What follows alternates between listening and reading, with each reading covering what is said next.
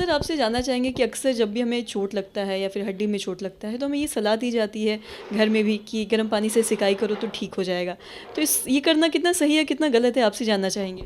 हाँ, ये बहुत ही अच्छा क्वेश्चन पूछा है आपने। जब हम लोग भी बचपन में हुआ करते थे, चोट लगता था तो माता जी बोलती थी गर्म पानी से सेकाई कर लो। ये कुछ हद तक ठीक है, बट एक्यूट इंजरी के लिए नहीं। एक्यूट मतलब कि अगर किसी को आज चोट लगा, और स्वाभाविक है जब चोट लगेगा तो वहाँ पे सूजन होगा, दर्द होगा, थोड़ा सा कलर चेंज होगा, क्योंकि जो सूजन होता है वो वहाँ अंदर के ब्लीडिंग होने के कारण होता है। तो तुरंत उस पे ना गर्म पानी से सेकाई नहीं करना चाहिए। ये आदमी का ना जो क्या बोलते हैं मिथ है। बिल्कुल गर्म पानी से सेकाई नहीं करना चाहिए फॉर फर्स्ट 14 डेज, 14 दिन तक बिल्कुल नहीं। वो जो पहला 14 दिन होता है, जो जैसे स्वेलिंग हुआ, दर्द है, तो स्वेलिंग क्यों होता है? क्योंकि जब चोट लगा तो चोट लगने के कारण अंदर से ब्लीडिंग होता है, तो वो स्वेलिंग करता है। गर्म पानी या गर्म चीज़ से सेकाई करने का तात्पर्य ये होता है कि हम उसको गर्म चीज़ अप्लाई करेंगे तो क्या होता है, जो अंदर की खून की नली होती है वो डायलेट होता है, मतलब कि खून की नली को डायलेटेशन हो गया, तो और ज़्यादा ब्लड सप्लाई उधर जाएगा और ज़्यादा स्वेलिंग होगा।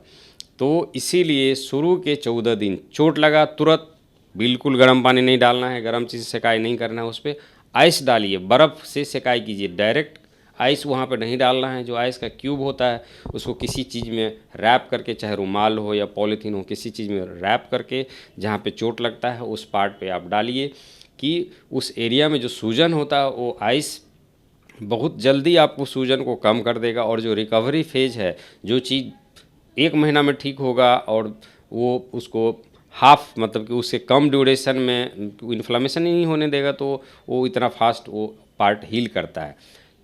14 से 15 दिन के बाद, या फिर क्रोनिक अगर किसी को चोट लग गया, दर्द है, दवा कर रहे हैं, तो 14 से 21 दिन के बाद ही उस पर गर्म पानी या गर्म चीज़ से सेकाई करना चाहिए। शुरुआती दौर में गर्म चीज़ उस पर अप्लाई करना ये फ़ायदे नहीं करता है, ये एक तरह से हानि पहुंचाता है। इसीलिए जो लोग ऐसा करते हैं वो इस चीज़ से बचे, गर्म के बदला ठंडा चीज़ अप्लाई करें शुरुआती दौर में। बाद में अगर वो पुराना हो जाता है तब गर्म चीज़ से सेकाई करना चाहिए। और साथ ही जब भी हमें फ्रैक्चर होता है तो हमें प्लास्टर लगता है, लेकिन मैं आपसे ये जानना चाहूँगी कि एक बार अगर बोन फ्रैक्चर होता है, प्लास्टर हमारा जब हट जाता है तो क्या वापस वहाँ पे फ्रैक्चर हो सकता है। हाँ, ये अगर कहीं पे चोट लग गया, चोट लगने के बाद फ्रैक्चर हुआ, फ्रैक्चर के बाद हमने प्लास्टर लगवाया, तो बहुत सारे प्रो कॉन्स है कि किस में प्लास्टर करना चाहिए, किस में सर्जरी करना चाहिए।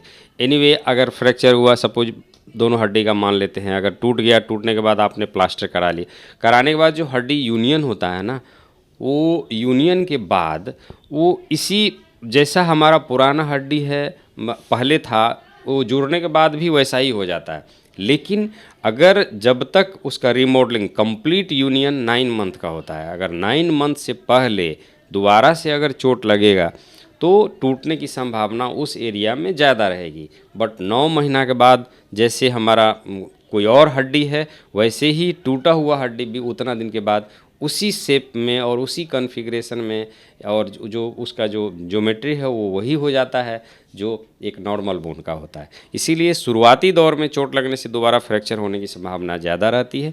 बाद में कोई वैसा इंसिडेंस है, अगर हड्डी पूरा नॉर्मल तरीके से जैसे पहले अलाइन था वैसे ही है, तो अगर टेढ़ा है तो स्वाभाविक उसका मैकेनिक्स ख़राब है, वो तो गिरेगा तो चोट लग के टूट ही सकता है। लेकिन अगर अलाइन है, प्रॉपर वे में है, तो कोई फ़र्क नहीं पड़ता है।